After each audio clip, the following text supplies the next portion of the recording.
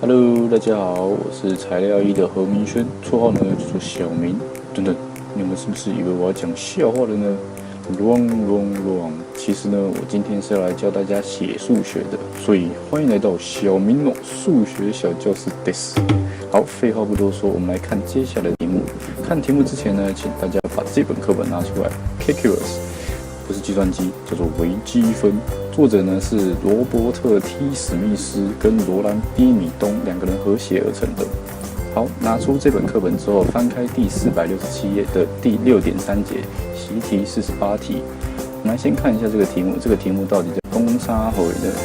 他说 The area of the ellipse a 平方除以 x 平方加上 b 平方除以 y 平方等于1 is given by a 分之4b 从0积到 a。根号 a 平方减 x 平方的 dx， 然后叫你计算出这个积分的值。用了漏等到底在讲什么呢？简单来讲，就是叫你积出这一坨式子，积出来的那个值恰好就是这个椭圆形的面积。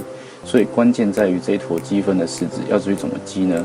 首先我去观察这个积分式子，最关键它就是有一个根号，看到根号我就觉得好烦、好讨厌，好想给它变不见。但是要怎么把它变不见呢？是不是就利用平方？但是呢，这坨根号里面有2个式子，要怎么把这2个式子变成一个式子的平方呢？首先让我想到的就是利用三角函数，所以这个单元叫做积分技巧中会有一个特别技巧叫做三角代换法。简单来讲呢，我们就直接令 x 等于 a sin 西塔。为什么前面要有个 a 呢？因为你看第一个式子有一个 a 平方嘛，我假设令 a sin 西塔有个 a 嘛。平方之后有个 a 平方，前后2项都有 a 平方，就可以把 a 平方去根号提出去。然后为什么要令个 sin 西塔呢？因为你 a 平方提出去之后，剩下一个1嘛，1减掉 sin 西塔平方，不就是我们的 cos 西塔平方吗？从2项变成1项，从 a 平方减 x 平方变成一个 cos 平方，就可以把根号消掉。所以呢，我们令 x 等于 a sin 西塔。换句话说 ，dx 呢就会等于 a cos 西塔 d 西塔。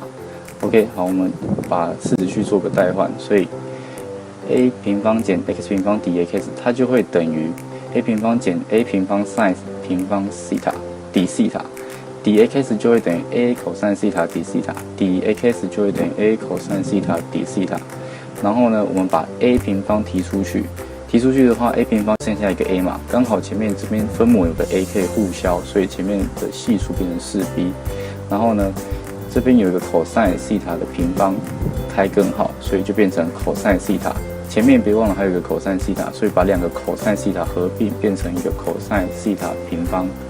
然后呢，再去做积分，从0积到2派。